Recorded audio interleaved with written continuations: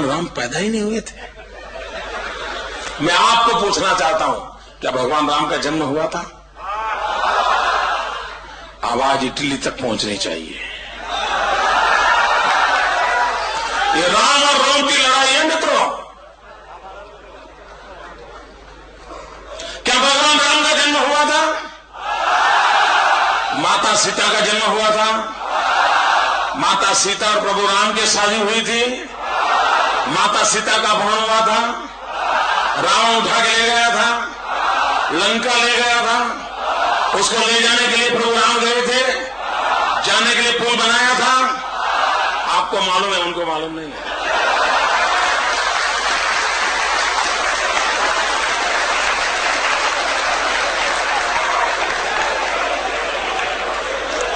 ये हमारा मित्रों। और मित्रों मैं बताऊं, आप सोचिए, जरा आप सोचिए, जब भगवान राम ये सेतु बना रहे होंगे तब रावण के मन में क्या विचार आया होगा? आखिरकार रावण भी तो सरकार चलाता था। उसकी भी कोई पुलिस डिपार्टमेंट होगा, उसका भी कोई इंटेलिजेंस डिपार्टमेंट होगा। वो police department, intelligence department Ravan को जानकारी देता होगा, भाई राम ने पत्थर इकट्ठे किए हैं, नर और नील जैसे बड़े बड़े इंजीनियर आ गए हैं साहब, ये वानर सेना आ गई है, सब ट्राइबल के लोग आ गए और अब ब्रिज बनना शुरू। समाचार तो मिलते होंगे। तब रावण क्या सोचता होगा? रावण यही सोचता होगा, दिन रात यही सोचता होगा, ये पुल ना बने तो अच्छा। फिर भी पुल बना होगा तो सोचता होगा टूट जाए तो अच्छा। फिर भी बना होगा तो सोचता होगा जब राम उस पर जाते हो तब टूट जाए तो अच्छा। रावण की जो अच्छा अधूरी रह गई वो पूरा करने का काम दिल्ली कर रही है। रावण की जो इच्छा अधूरी रही उसको पूरा करने का काम दिल्ली कर रही है मित्रों। और मित्रों मैं देख रहा हूं कांग्रेस ने जो एफिडेविट की है ना, मैं रामायण का जितना मेरा अभ्यास है, मैं रामायण के जीवन में एक महत्वपूर्ण घटना, एक बड़ा टर्निंग पॉइंट मेरे हिसाब से वो है जब हनुमान जी सीता की खोज के लिए गए और रावण के सैनिकों ने हनुमान जी को कैद कर लिया। और जब हनुमान जी को कैद कर लिया तो रावण ने सूचना दी और उसकी पूंछ को आग लगाई। रावण ने हनुमान की पूंछ को आग लगा करके जो गलती की थी वैसी गलतियां फिर करके की है साहब।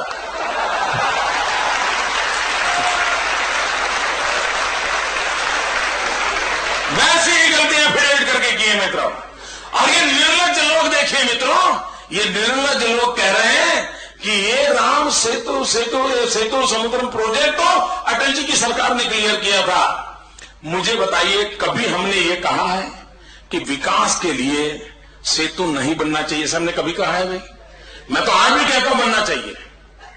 और मैं भारत सरकार को कहता हूं अगर आपको समझ नहीं है तो गुजरात को कॉन्ट्रैक्ट दे दीजिए। ये भगवान राम का सेतु तोड़े बिना दूसरे 4 सेतु बन सकते हैं मित्रों। सेतु बनाने का कोई विरोध नहीं करता है। और मित्रों जब अटल जी की सरकार थी 5 अलग अलग ऑल्टरनेट के मॉडल रेडी है, 5 अलग अलग मॉडल। और उसमें ये प्रभु राम के द्वारा बनाया हुआ सेतु तोड़ने की कोई जरूरत नहीं है, उसके बाद भी बन सकते हैं। हम विकास के पक्षकार लोग हैं, हम डेवलपमेंट के पक्ष में हैं, हम भी चाहते हैं बने, लेकिन तोड़ना जरूरी है क्या? लेकिन ये तोड़ इसलिए रहे मित्रों, उनको तो इस देश के आस्थाओं पर चोट पहुंचाने में मजा आता है। इस देश के राम के नाम को मिटाना ये उनका मकसद है और तब जाकर के ऐसी चीजें करते हैं मित्रों। और कॉन्ट्राडिक्शन देखिए साहब, एक ही सरकार में 2 पार्टनर, एक 3 पार्टनर। मैं तीनों का नमूना बताना चाहता हूं, गांधी जी वाले 3 बंदर की बात नहीं है। देखिए दिल्ली की कांग्रेस की सरकार एफिडेविट करती है भगवान राम का जन्म नहीं हुआ था। उनके एक समर्थक कम्युनिस्ट पार्टी के एक नेता का नाम है सीताराम येचुरी। कॉन्ट्राडिक्शन देखिए साहब, कांग्रेस पार्टी कहती है भगवान राम का जन्म नहीं हुआ था और करुणा जी कहता है वो शराबी था। अरे जन्म नहीं हुआ था तो शराबी कैसे था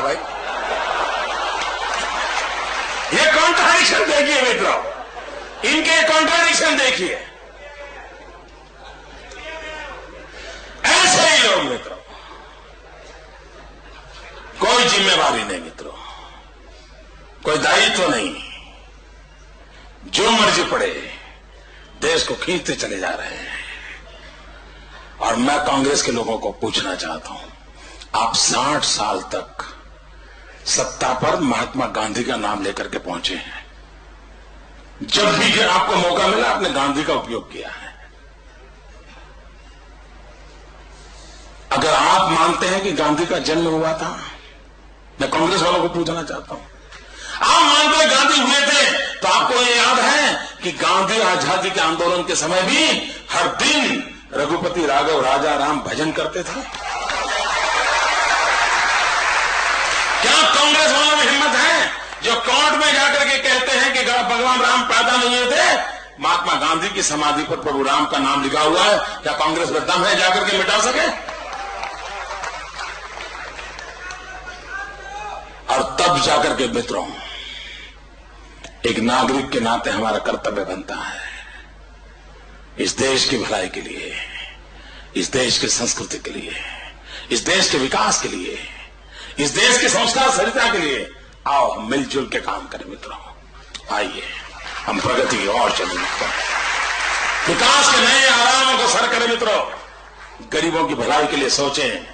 और मित्रों, हिंदुस्तान का गांव अगर समृद्ध नहीं होगा, ये देश समृद्ध नहीं होगा। मैं आपको बताता हूं मित्रों, जब तक गांव समृद्ध नहीं होता है, शहर में रुपया नहीं आ सकता। और मेरी कोशिशें हैं मित्र, आज दुनिया की सभी मल्टीनेशनल कंपनियों ने हिंदुस्तान को बाजार मान लिया है। 100 करोड़ का देश एक बहुत बड़ा बाजार है। सारी दुनिया अपना मैन्युफैक्चर करेगी और हिंदुस्तान के अंदर छोड़ते चले जाएंगे और भारत का आदमी उसको खरीदता चला जाएगा। मित्रों, मैंने सारी दुनिया के सामने एक बीड़ा उठाया है। जो लोग हिंदुस्तान को बाजार मानते हैं, मैं गुजरात के गांव को बाजार नहीं बनने दूंगा। और मैं गुजरात के गांव को मैन्युफैक्चरिंग सेंटर बनाना चाहता हूं। ये मेरी ज्योतिग्राम योजना उत्पादन के केंद्र खड़े करने वाली है। और मित्रों, मैं वो दिन देखना चाहता हूं जब मेरे गुजरात के गांव से पैदा हुई चीजें दुनिया खरीदार बन जाए। मित्रों, मेरा गांव खरीदार नहीं बनेगा। ये सपने लेकर के चल रहा हूं मित्रों। मुझे आपके आशीर्वाद चाहिए। आपने जो प्रेम दिया, बहुत बहुत आभारी। अब जब इतनी बात कर रही है, इतनी ताकत से मेरे साथ बोलिए और आवाज इटली तक पहुंचनी चाहिए। जय श्री राम। तो मुट्ठी बंद करके पूरी ताकत दिखाओ साहब। जय